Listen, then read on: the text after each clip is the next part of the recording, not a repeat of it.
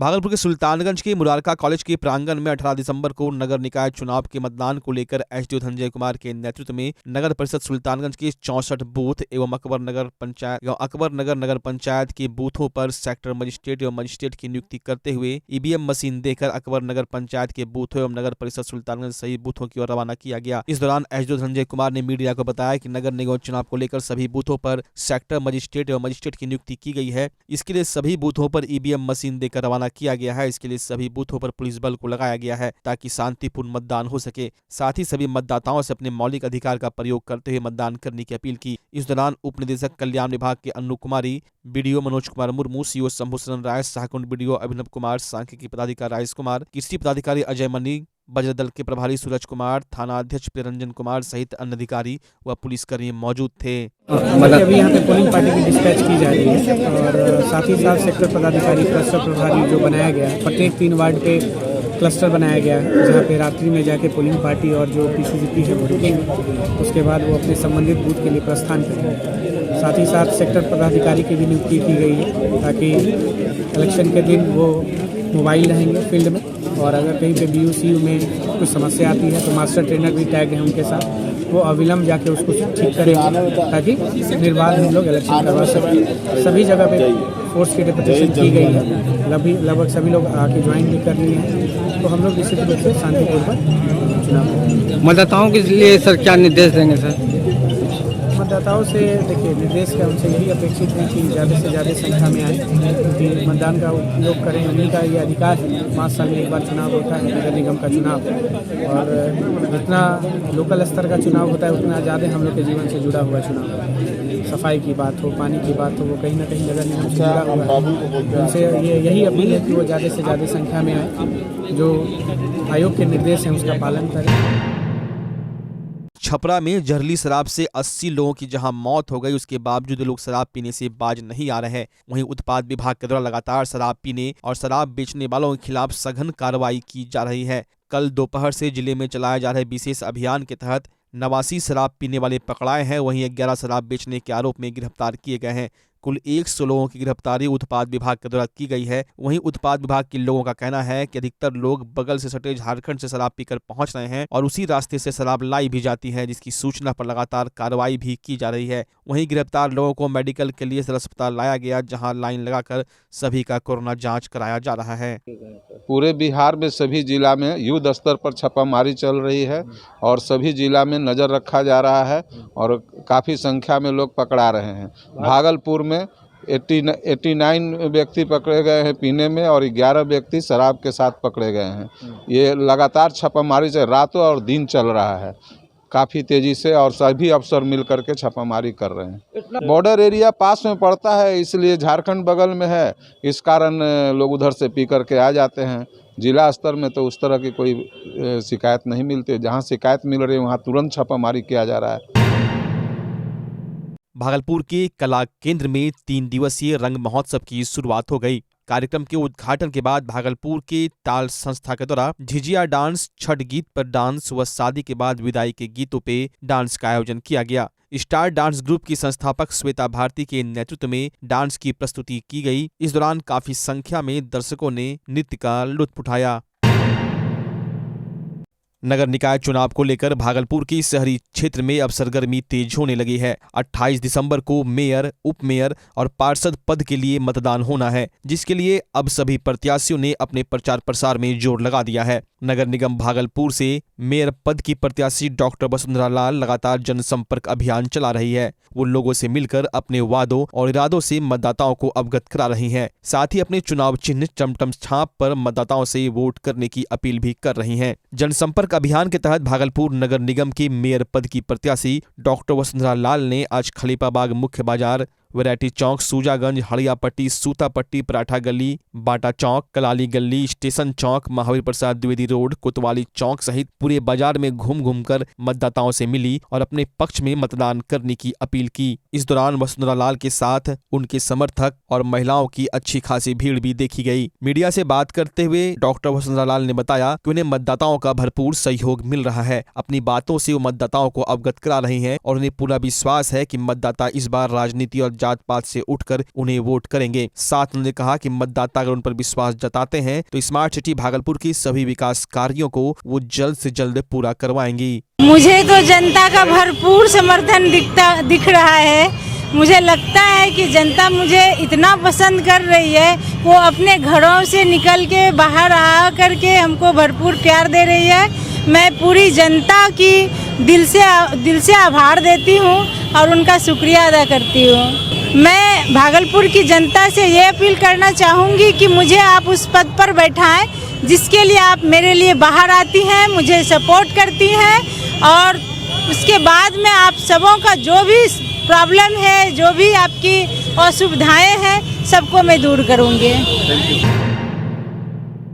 छपरा में जहरीली शराब से 80 लोगों की मौत के बाद भारतीय जनता पार्टी सड़कों पर उतरकर सरकार के खिलाफ आंदोलन का बिगुल फूंक चुकी है। इसी क्रम में भागलपुर के भगत सिंह चौक से खलीफाबाग तक बीजेपी कार्यकर्ताओं के द्वारा पैदल मार्च निकाला गया और मुख्यमंत्री नीतीश कुमार, जिला प्रशासन और शराब माफिया के खिलाफ जमकर नारेबाजी की गई। प्रदर्शन कर रहे कार्यकर्ताओं का कहना है कि जहरीली शराब से हुई मौत के बाद जिस प्रकार का बयान मुख्यमंत्री के द्वारा दिया गया वो कहीं से भी उचित नहीं है। इन लोगों ने सरकार से मांग की है कि जहरीली शराब से हुई मौतों के पीड़ितों को मुआवजा दे और शराबबंदी को सख्ती से लागू किया जाए। प्रदर्शन कर रहे कार्यकर्ताओं ने खलीफाबाग चौक पर मुख्यमंत्री नीतीश कुमार, जिला प्रशासन और शराब माफिया का पुतला फूंका और जमकर नारेबाजी की। सरकार के इस बयान पर कि बीजेपी शासित प्रदेशों से शराब यहां लाई जा रही है, इस पर कार्यकर्ताओं ने कहा कि जब सरकार को यह पता है कि शराब कहां से आ रही है तब इस पर सरकार कार्रवाई क्यों नहीं कर रही। कार्यकर्ताओं ने सरकार, जिला प्रशासन और शराब माफिया के खिलाफ जमकर नारेबाजी की। यह तो उनके मानसिक दिवालियापन को दर्शाता है कि आप जिस चीज़ को आप रोकने में सफल नहीं हो रहे हैं और उसकी दोष जो है यहाँ के लोगों पर दे रहे हैं। जब आपने शराबबंदी लागू किया है तो बिहार में शराब क्यों आ रहा है, कैसे बिक रहा है और इस प्रकार की जो घटना की पुनरावृत्ति हो रही है, आप कर क्या रहे हैं? तो वह केवल बयान देकर और दूसरे के आवाज़ को दबाकर, दूसरे को तकनीकी रूप से माइक विधानसभा के अंदर बंद करके वह बिहार की आवाज़ को दबा नहीं सकते हैं। बिहार के एक एक नागरिक जो है उनको इस बार सबक सिखाने का काम। छपरा में जहरीली शराब से 80 लोगों की मौत के बाद जहां उत्पाद विभाग के द्वारा कार्रवाई की जा रही है, वहीं दूसरी ओर पुलिस प्रशासन भी शराब की खेप पकड़ रही है। इसी क्रम में आज औद्योगिक थाना क्षेत्र के इंजीनियरिंग कॉलेज के पास पुलिस ने गुप्त सूचना के आधार पर एक स्कॉर्पियो और एक पिकअप वैन पर, जिस पर आलू और लहसुन लदा हुआ था, उसके भीतर छुपा कर 49 कार्टून विदेशी शराब के साथ कुल 7 लोगों को गिरफ्तार किया। शराब झारखंड के गोड्डा से लाई जा रही थी। गिरफ्तार लोगों से पुलिस लगातार अन्य तस्करों के बारे में भी पूछताछ कर रही है। कहावत है, हिम्मत और हौसले से मनुष्य नामुमकिन को भी मुमकिन कर दिखाता है। जी हाँ, हम आपको एक ऐसे नवयुवक के बारे में बता रहे हैं जो स्पीच ऑडिबल सहायक वाणी का सरकारी नौकरी को छोड़ आज के दिन मशरूम की खेती कर अपने घर से लेकर कई घरों को रोजगार मुहैया करा रहा है। इससे लगभग 15 परिवार का जीवन यापन होता है। भागलपुर के एक छोटे से गाँव फतेहपुर के पासवान टोला का प्रीतम कुमार नागेश्वर पासवान का पुत्र है। प्रीतम बताता है कि वो 11वीं पास करके 2010 में जवाहरलाल नेहरू चिकित्सा महाविद्यालय में स्पीच एंड हियरिंग की पढ़ाई की। 2012 में बिहार शिक्षा परियोजना सहरसा में असिस्टेंट स्पीच थेरेपिस्ट कम ऑडियोलॉजिस्टिक के पद पर नियुक्त हुए। सरकारी कार्य दबाव को देखते हुए 15 अगस्त 2016 को नौकरी से त्याग पत्र दे दिया। घर में बैठे बैठे सोचा कि अपना ही कोई छोटा काम कर स्वरोजगार को अपनाया जाए। 1 माह बाद ही अपने मामा के लड़के के सहयोग से शुरुआती दौर से खुद से छोटे से घर में मशरूम की खेती करने की शुरुआत की। हम आपको बता दें, यह एक ऐसा फसल है जो सिर्फ ठंडे क्षेत्र में ही किया जा सकता है, लेकिन भागलपुर के जगदीशपुर प्रखंड में 365 दिनों तक 1 बीघा खेत में मशरूम की खेती कर अपने परिवार के साथ कईयों के परिवार की जीविकोपार्जन का सहारा बन चुका है। पहले देश विदेश के लोग इस मिट्टी के कतरनी चूड़ा और चावल का ही स्वाद ले रहे थे, लेकिन आज के समय में मशरूम का भी स्वाद चख रहे हैं। साथ ही यहाँ के मशरूम भागलपुर जिला के साथ कई अन्य शहरों कलकत्ता, सिलीगुड़ी तक पहुँचाई जा रही है। किसान ने बताया कि सरकार द्वारा अभी तक कोई मदद नहीं मिली है। हम लोगों की इस खेती में अधिक समस्या बिजली आपूर्ति और उसका कमर्शियल बिल के चलते आती है। वैसे ये हमारे परिवार के साथ कई अन्य परिवारों के जीविकोपार्जन का साधन बना हुआ है।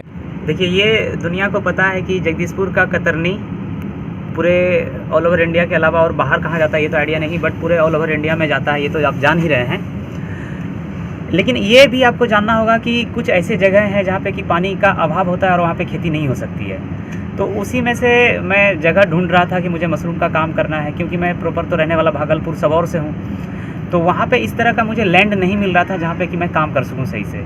तो यहाँ पे क्योंकि मेरा कुछ ज़मीन है अपना, तो मैं इसी सिलसिले में यहाँ आकर के ढूंढ रहा था कि कहीं पे अच्छा सा ज़मीन मिल जाए जिसमें मैं मशरूम का काम कर सकूँ। तो ये जगह मुझे मिला जो कि रोड के किनारे में ही है, एसएच के नीचे में ही है। तो फिर मैं ज़मीन मालिक से बात किया और वो एग्री किए और फिर मैंने यहाँ पे अपना सेटअप लगाया। जैसा कि आप पूर्व में जॉब में थे, एक सरकारी जॉब में थे, उसको छोड़कर यह आप काम शुरू किए, ये कैसे मन में हुआ कि हम जॉब छोड़ दें? लोग जॉब के लिए जो है कि रात दिन लगे हुए हैं। देखिए सर, ये तो सभी लोगों का पर्सनल मैटर है, इसमें मैं कोई कमेंट नहीं कर सकता हूँ आपको। ये मेरा अपना निजी इच्छा था कि मुझे अपने साथ साथ मेरे परिवार और मेरे गांव समाज के लिए मुझे कुछ करना है। तो मुझे ये ख्याल आया कि अगर मैं जॉब करूँगा तो मैं मेरे लिए तो बेहतर कर ही लूँगा, बट इससे सिर्फ मेरी ही बेहतरी हो सकती है, ना मेरे समाज को कोई योगदान मिलेगा। अब देखिए अलग अलग थॉट्स हैं अलग अलग लोगों के कि वो समाज में कैसे अपना कंट्रीब्यूशंस देते हैं। मुझे ऐसा लगा कि मुझे कुछ और बड़ा करके कंट्रीब्यूशन करना चाहिए। तो फिर मैंने वहाँ पर से अपने जॉब से क्विट किया और फिर थोड़ा बहुत मार्केट पहले सर्च किया कि कैसे काम करना चाहिए, क्या करना चाहिए, नहीं करना चाहिए। तो मुझे इस बीच में आइडिया आया कि मुझे मशरूम का काम करना चाहिए। तो मैंने छोटे पैमाने से इसका काम का शुरुआत किया था और तब से लेकर के आज 2016 सितंबर महीने से मैंने काम शुरुआत किया था और अभी 2022 चल रहा है, दिसंबर मंथ है। और मैं अभी जो आप खड़े हैं ये कंट्रोल यूनिट है, एसी यूनिट है। मैं यहाँ तक आया हूँ तो आप समझ ही पा रहे होंगे कि कितना समय लगा वहाँ से। देखिए सर, सबसे पहले आपको ये बात तो समझना होगा कि ये बात आपने बिल्कुल फैक्ट किया कि सीजनल और अनसीजनल, यानी कि सीज़न का मतलब हुआ कि जब ठंड का मौसम आता है, जैसे आपने हिमाचल प्रदेश का नाम लिया, गंगटोक का नाम लिया। तो गंगटोक के बारे में तो मुझे नहीं पता, बट हिमाचल के बारे में पता है कि वो पूरा जो एरिया का ठंड का एरिया होता है। और हिमाचल प्रदेश, सोनीपत, हरियाणा, ये सब शुरुआत में मशरूम तो ज़्यादातर उधर से ही होता था, सोलन में। बट क्या है कि सीज़न के अलावा, वहाँ के अलावा भी सीज़न में अपने बिहार में भी बहुत सारे लोग किसान खेती करते थे। तो उनको देख करके मुझे तो ये समझ में आ ही गया कि सीज़न में यहाँ भी किया जा सकता है। बट सीज़न के अलावा अब जब आप बाज़ार खड़ा करते हैं तो लोगों को सर्विस प्रोवाइड करते हैं, तो क्या वो सीज़न में ही मशरूम खाएंगे? ऐसा तो कुछ नहीं है, फिर भी उन्हें ज़रूरत है। तो तब मुझे ये आइडिया आया कि नहीं, इसका एक कंट्रोल यूनिट होना चाहिए जिसमें कि हम 365 दिन मशरूम का काम कर सके। तब जा कर के हम धीरे धीरे काम को बढ़ा किए और आज हम ये कंट्रोल यूनिट चला रहे हैं। कितने लोगों को यहाँ पे आप सर्विस दे रहे हैं, जॉब दिए हुए हैं? देखिए सर, 4 से 5 लोग तो ऐसे हैं जो कि हमारे यहाँ पे वो रहते ही हैं, उनको काम है हमेशा, वो दिन रात का यहाँ पे उनका काम होता है। इनके अलावा बहुत सारे, जिस गांव के ये नज़दीक में है, ये टेकानी बस्ती पड़ता है, इसके बगल में यहाँ पर के जो लोग हैं उनको यहाँ पे कम से कम 25 से 30 लोग ऐसे हैं जिनको कि मैं महीने में 20 दिन कम से कम काम देता हूँ। यहाँ से जैसे लोग प्रोडक्शन तो कर लेते हैं, लेकिन मार्केट में जो है कि वो नहीं उतर पाते हैं, नहीं उतार पाते अपने प्रोडक्ट को, वो कितना कठिन है आपको यहाँ पे? शुरुआत में सर ये परेशानी आई थी क्योंकि उस समय भागलपुर में लोग मशरूम तो खा रहे हैं, कल भी खा रहे थे, आज भी खा रहे हैं। बट कल में और आज में ये फ़र्क है कि जिस समय मैंने काम का शुरुआत किया था, मुझे बढ़िया से याद है कि 2017 के आसपास का वो टाइम था जहाँ की 5 से 10 किलो मशरूम बेचने में मुझे परेशानी होती थी। और आज अगर करंट में बात किया जाए तो अकेले का मेरा बाज़ार है जहाँ की मैं कम से कम 200 केजी से 300 केजी तक मैं यहाँ पे इस लोकल एरिया में सप्लाई कर लेता हूँ आराम से। जी, यहाँ का माल कहाँ कहाँ सप्लाई होता है? भागलपुर जाता है, सिल्लीगुड़ी जाता है, गोड्डा जाता है, बोकारो, धनबाद भी चला जाता है। बहुत सारे ऐसे लोग हैं जो कि वहाँ से भी मंगाते हैं। बट हमारे अपनी मशरूम की क्वालिटी है जो कि हम क्वालिटी के बल पे वहाँ से लोग यहाँ मंगाते हैं और हम यहाँ से बाहर भेज देते हैं। यहाँ कठिनाइयाँ आपको क्या क्या है? देखिए मेन कठिनाई है सर, क्या ये जो क्षेत्र पड़ता है ये थोड़ा सा दक्षिणी क्षेत्र है। यहाँ पे थोड़ा सा लेबर तो अनट्रेंड है ही, वो तो परेशानी है ही। दूसरी परेशानी हो जाती है बिजली की। बिजली क्या है कि दक्षिणी क्षेत्र होने की वजह से यहाँ पे बिजली प्रॉपर नहीं मिलता है। अब बिजली नहीं मिलेगा तो आप समझ रहे हैं कि ये एसी यूनिट है, एसी चलाने के लिए फिर हमें जनरेटर चलाना पड़ता है। अब जनरेटर में क्या कॉस्ट भाग जाता है, तो ये परेशानी है। और दूसरी परेशानी है कि बिजली की जो दरें हैं ना वो भी कम होनी चाहिए, क्योंकि यहाँ पे हमें बिजली की दरें जो है कमर्शियल लगती है। और मुझे क्या दर मिल रही है? ये शायद 7 रुपये के आसपास मिल पड़ता है। सरकार के अधिकारी या कर्मी कोई आपसे संपर्क किए हैं? ऐसे तो वो लोग कभी अपने से संपर्क नहीं किए हैं। मुझे ही परेशानी होने की वजह से मैंने जितनी बार उनसे जा कर के मिला, उनको अपना परेशानी बताया कि सर मुझे ऐसे। बच्चा जब जन्म लेता है तो कई बार बच्चा तुरंत नहीं रोता है, रोने में देर हो जाता है। ऐसे में बच्चा क्षतिग्रस्त हो जाता है और उसके बचने की संभावना कम हो जाती है। और यदि बचा तो भविष्य में उसमें विकलांगता की समस्या आती है, जिसे सीपी कहते हैं, जिसका कोई माकूल इलाज नहीं है और ज़िंदगी भर बच्चा विकलांगता से जूझ सकता है। ऐसे में पूरे संसार में कूलिंग थेरेपी का सहारा लिया जाता है। जन्म से ठीक 6 घंटा के अंदर यदि उसको कूलिंग थेरेपी दिया जाए तो उससे उसका सीपी की समस्या कम होती है और बचने की भी संभावना बढ़ती है। पहली बार बिहार झारखंड में आपके शहर के स्नेह नवजात शिशु बाल सेवा केंद्र में यह मशीन उपलब्ध है। कभी भी ऐसी बात हो कि बच्चा रोने में विलम्ब हो गया तो आप स्नेह नवजात शिशु बाल सेवा केंद्र में जरूर संपर्क करें।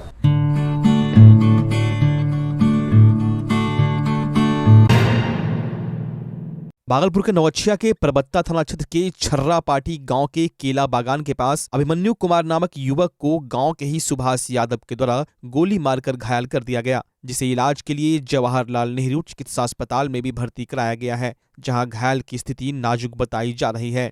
घायल युवक का कहना है कि उसे सुभाष यादव के द्वारा बुलाया गया और गोली मार दी गई। घायल का कहना है कि सुभाष के साथ किसी बात को लेकर विवाद हुआ था, जिसके कारण उसे बुलाया और जब वो गया तो वहां पर गांव का ही मिथुन भी था। वहीं सुभाष यादव के द्वारा उस पर गोली चला दी गई, जो गोली उसके सीने में लगी है।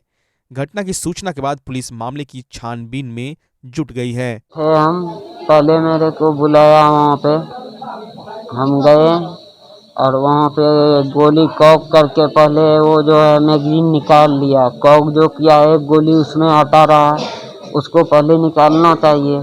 वो सीधा क्या कॉक नीचे वाले मैगजीन निकाल के एक गोली तो वहाँ लोड हो गया है, वो मेरे इधर ही घुमा के दाब दिया सीधा। कौन? अरे उसको देखे नहीं न, केला खेत के पास मारा है। काहे मारा? दुश्मनी तरफ से? नहीं तो ऐसे बकवास खाली हुआ था। कौन मारा? किससे बकवास हुआ था? बकवास तो भाड़े से हुआ था, सुभाष यादव से। काहे हुआ था बकवास? वहाँ पे था मिथुन, दीपक था। गोली कौन चलाया? गोली चलाया है सुभाष। केस किए? हैं? केस अभी किए कहाँ? अभी मैं केस नहीं, फेस चिन्ह है उसका? फेस हाँ? मेरे घर का बगल का है तो मुँह कौन अब उसको वो इन होगा और कौन होगा? नाम क्या है? मेरा अभिमन्यु नाम है। घर कहाँ है? छर्रा पाटी।